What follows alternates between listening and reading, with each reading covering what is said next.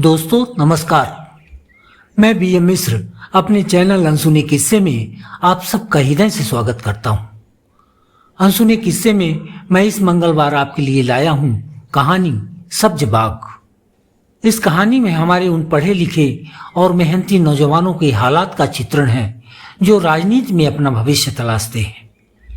लगन के साथ अपना काम करने वाले युवा राजनीति में अक्सर चले जाते हैं। दलाल प्रवृत्ति के लोग युवाओं को बड़े सपने दिखाकर अपना उल्लू सीधा करते हैं और काम खत्म हो जाने पर उन्हें भूल जाते हैं। यही कारण है कि आज हमारे देश के नेता लगातार तरक्की कर रहे हैं और मेहनतकश नौजवान वहीं के वहीं खड़े हुए हैं। आपसे अनुरोध है कि ये कहानी अंत तक सुने, जरूर पसंद आएगी।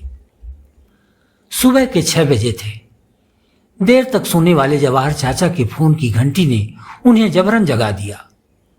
अंगड़ाई लेते हुए वो फुर्ती के साथ उठे और फोन को बिस्तर पर पटकते हुए बुदबुदाने लगे। अभी उजियार भी नहीं हुआ और आ गया बुलौआ। न जाने इतनी सुबह कौन सा जरूरी काम आ पड़ा। जल्दी से आ जाओ, ऐसे आदेश दे दिया जैसे हम तैयार खड़े हों। जवाहर चाचा इतनी जल्दी में थे कि मुंह तक नहीं धोया। शरीर पर कुर्ता पाजामा टंगाते हुए ड्राइवर को आवाज लगाई, रज्जू जल्दी गाड़ी बाहर निकालो, विधायक जी के यहां चलना है। 10 मिनट में पहुंचने का फरमान जारी हुआ है। जवाहर चाचा अपने उलझे बालों को उंगलियों से संवारते हुए बाहर निकले और गाड़ी की सीट पर पसर गए। रज्जू ने तेज गति से गाड़ी आगे बढ़ाई और 10 मिनट के भीतर विधायक जी के दरवाजे पर खड़ी कर दी। जवाहर चाचा गाड़ी से उतरे और पाजामे का नाड़ा कसते हुए तेजी के साथ विधायक जी की हवेली के अंदर घुस गए। हालांकि नियमानुसार विधायक जी से मिलने वाले लोगों को गेट के बाहर ही इंतजार करना होता था, लेकिन जवाहर चाचा कुछ उन लोगों में शामिल थे जिन्हें बिना रोक टोक विधायक जी के बेडरूम तक जाने की अनुमति थी। जी सरकार, इतनी सुबह कैसे याद किया? जवाहर चाचा ने विधायक जी के सामने सिर झुकाते हुए धीरे से पूछा। अरे जवाहर, तुम्हें अभी तक खबर नहीं मिली क्या? मेरा टिकट इस बार भी पक्का हो गया है। पार्टी का आदेश है कि आज से ही प्रचार प्रसार शुरू कर दूं। अब तुम तो जानते ही हो, इस शुभ कार्य का आगाज तुम्हारे बिना तो संभव नहीं है। मुझे हर मोहल्ले से एक मेहनती नौजवान चाहिए। नौजवानों को साथ लिए बगैर तो चुनाव जीता नहीं जा सकता। जाओ, अभी से तलाश शुरू कर दो। शाम तक मुझे लिस्ट चाहिए पूरे 100 लड़कों की। जवाहर चाचा मुंह से टपक रहे लार को कंट्रोल में करते हुए बोले, यह तो मामूली काम है, आप निश्चिंत रहें। 100 तो बहुत कम है। यदि आप कहें तो 1000 लड़कों को खड़ा कर दूं। जवाहर चाचा की गिनती विधायक जी के खास लोगों में होती है। यूं तो वो खुद को समाजसेवी बताते हैं, लेकिन उन्होंने बिना मतलब कभी किसी की सेवा की हो यह किसी ने नहीं देखा। फटे हाली का दिखावा करने वाले जवाहर चाचा की हलवा पूड़ी राजनीति से ही चलती है। वो चुनावी मैनेजमेंट में माहिर माने जाते हैं। उन्हें दिखावा बिल्कुल पसंद नहीं है। शरीर पर साधारण सा कुर्ता पाजामा, हाथ में एक छोटा सा बैग। घर से जब वो बाहर निकलते तो इसके सिवा उनके पास कुछ न होता। घूमने के लिए एक सस्ती सी कार, यही कोई 25 लाख की। लोगों के सामने जनसेवा में अपनी व्यस्तता को उजागर करने के लिए वो कुर्ता पाजामा मैला ही पहनते। हालांकि जब वो घर में रहते तो उनके शरीर की शोभा ब्रांडेड कपड़े ही बढ़ाते। विधायक जी का खास होने के कारण जवाहर चाचा की पूरे इलाके में अच्छी पकड़ है। किसी को कोई काम के लिए कह दें तो उसकी हिम्मत नहीं कि जवाहर चाचा को मना कर दे। इसी जादुई लोकप्रियता के कारण विधायक जी अपने हर चुनाव में जवाहर चाचा को आगे रखते हैं। पिछले बार के चुनाव में जवाहर चाचा ने तो विधायक जी के लिए न जाने कितने उल्टे सीधे काम किए। तकरीबन 10 पोलिंग बूथ में तो विधायक जी के अलावा दूसरे प्रत्याशी का खाता तक नहीं खुल पाया था। विधायक जी अच्छे वोटों से जीते थे और जवाहर चाचा को तोहफे में एक महंगी कार भेंट की थी। समाज सेवा में जवाहर चाचा इसी कार का इस्तेमाल करते हैं।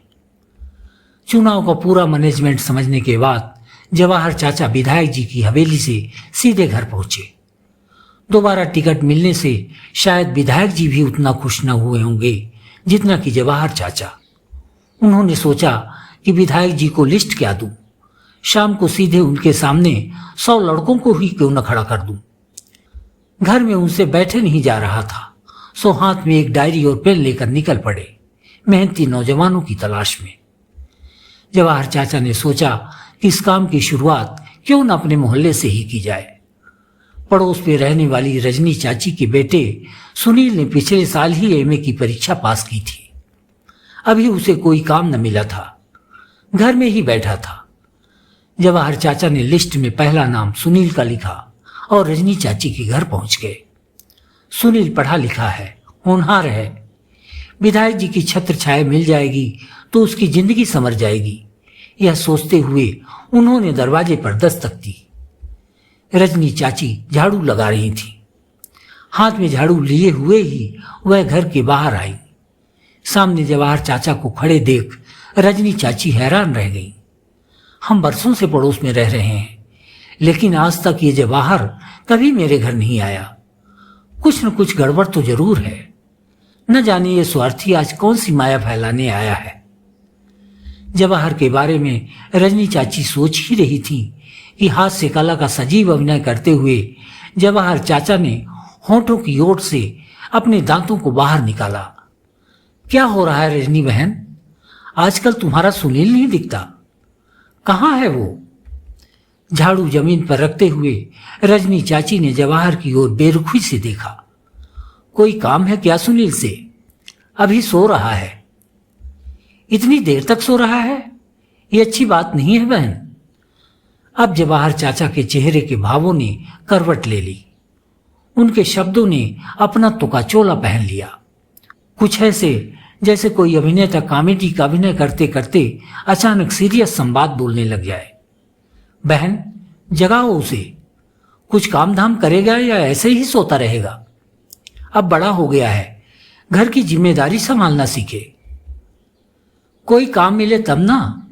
नौकरी के लिए बेचारा रोज कहीं न कहीं जाता ही रहता है, लेकिन आज के जमाने में इतनी आसानी से मिलती कहाँ है नौकरी। रजनी चाची ने फिर हाथ में झाड़ू पकड़ ली और घर के अंदर की ओर घूम गई। अरे बहन, छोड़ो ये 4-6 टके की नौकरी की बातें। हम उसे ऐसा काम दिलाएंगे कि तुम्हारे घर की सूरत बदल जाएगी। बुलाओ उसे। सुनील जाग चुका था।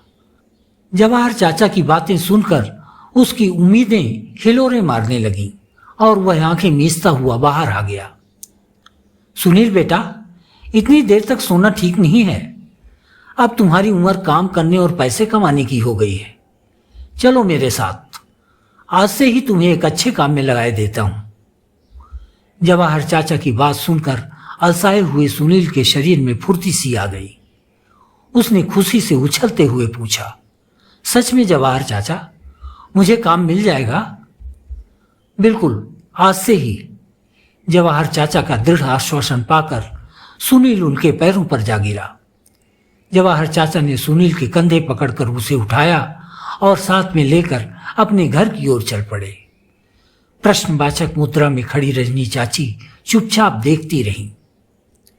देखो सुनील, अपने विधायक जी को फिर से टिकट मिल गई है। इस बार भी उनका जीतना तय है। चुनाव प्रचार के लिए उन्हें होनहार लड़कों की जरूरत है। मेरी नजर में तो तुमसे ज्यादा मेहनती और समझदार कोई लड़का नहीं है। शाम को मेरे साथ चलना, मैं तुम्हें उनसे मिला दूंगा। खूब मेहनत करना, मेरी गारंटी है कि फल मीठा ही मिलेगा। पार्टी की युवा मोर्चा में कई पद खाली हैं। यूं तो मैं किसी की सिफारिश नहीं करता, किंतु तुम्हारे लिए मैं मुंह जरूर खोलूंगा। कोई अच्छा सा पद दिलवा दूंगा, फिर नाम और पैसा अपने आप मिलना शुरू हो जाएगा। सुनील को लगा कि जवाहर चाचा ने उसके सामने तिजोरी खोलकर रख दी। वह शाम को तय समय से पहले ही जवाहर चाचा के घर पहुंच गया। जवाहर चाचा ने उसे ऊपर से नीचे तक देखा। सुनील ने एक सिकुड़ा सा पैंट शर्ट पहन रखा था। अलमारी से एक लकालक कुर्ता पाजामा निकालकर सुनील को थमाते हुए जवाहर चाचा बोले, देखो, राजनीति में अंदर चाहे जो हो, परंतु ऊपर सब चकाचक होना चाहिए। लो कपड़े बदल लो, ताकि विधायक जी जब तुम्हें देखें तो उन्हें एक नज़र में ही लगे कि तुम उनके काम लायक हो। एक अच्छा नेता बनने के लिए पहनावे पर भी ध्यान रखना होता है। इसके बाद सुनहरे सपने लिए हुए सुनील जवाहर चाचा की गाड़ी में बैठकर विधायक जी की हवेली पहुंच गया। जवाहर चाचा ने विधायक जी से सुनील का परिचय कराया। लीजिए सरकार, हमारे मोहल्ले का हीरा है ये। मोहल्ले में सभी इसकी बात मानते हैं। इकलौता 100 लड़कों पर भारी पड़ेगा ये। एमए पास है, समझदार है और मेहनती इतना कि दिन को न दिन मानता, रात को न रात।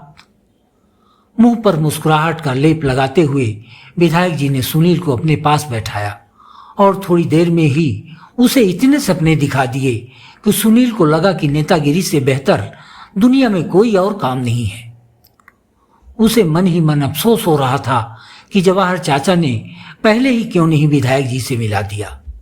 सुनील दूसरे दिन से ही विधायक जी की शरण में पहुंच गया। विधायक जी का प्रचार अभियान जोर पकड़ने लगा। सुनील रोज सुबह 6 बजे विधायक जी की हवेली पहुंच जाता और दिन भर उनके साथ घूमता। रात 12 बजे तक विधायक जी का जनसंपर्क चलता। इसके बाद सुनील को छुट्टी मिलती। इधर जब तक सुनील घर न आ जाता, माँ रजनी उसका इंतजार करती। ऐसे ही कई दिन बीत गए। एक दिन रजनी की तबीयत ठीक नहीं थी, सिर में दर्द हो रहा था। सुनील रात में जब घर आया तो रजनी ने झुंझलाते हुए पूछा, बेटा इस तरह रात दिन जूझने से क्या मिलेगा तुझे? इस नेतागिरी के चक्कर में अपनी जिंदगी बर्बाद न कर। इतना आसान नहीं है नेता बन जाना। बहुत गुण सीखने पड़ते हैं इसके लिए। मुझे तो नहीं लगता कि तू कुछ कर पाएगा। रजनी की बात सुनकर सुनील को लगा जैसे आसमान की ओर बढ़ रहे उसके सपनों की उड़ान को कोई रोकने की कोशिश कर रहा हो। वह रजनी के बगल में बैठ गया। उसकी आवाज में गुस्सा झलक रहा था। मां तू नहीं समझेगी, नेतागिरी से हमें वो सब हासिल हो सकता है जिसकी हमने कभी कल्पना भी नहीं की होगी। बस एक बार पांव तो जमने दे। बड़े बड़े अफसर, पैसे वाले हमारे इशारे पर नाचेंगे। बताते हैं कि नेताओं से काम करवाने के लिए लोग बिना मांगे पैसा देते हैं। एक ट्रांसफर में ही इतना मिल जाता है कि साल भर का खर्च उसी से बड़े आराम से चल जाता है। पॉलिटिक्स में इसके अलावा और न जाने कितने रास्ते हैं लक्ष्मी जी के आने के। जानती हो माँ, आज विधायक जी ने मेरे कंधे पर हाथ रखकर करीब 10 मिनट मुझसे बात की। बहुत अच्छे आदमी हैं वो। उन्होंने कहा है कि चुनाव जीतने के बाद तुम मेरे दाएं हाथ की तरह रहोगे। माँ चुनाव तो जीतने दो उन्हें, मैं अपने घर की काया पलट कर रख दूंगा। माँ तुम्हें मालूम है ये अपने जवाहर चाचा के जो ठाट बाट है ना, वो विधायक जी की ही वजह से है। सपने बुनता हुआ सुनील विधायक जी के साथ दिन रात दौड़ता रहा। चुनाव में विधायक जी अच्छे खासे वोटों से जीते। सुनील को लगा कि अब उसके सपनों के साकार होने के दिन आ गए। चुनाव के बाद कई दिनों तक वह विजय के जश्न में डूबा रहा। इसके बाद विधायक जी की हवेली से भीड़ छटनी शुरू हुई।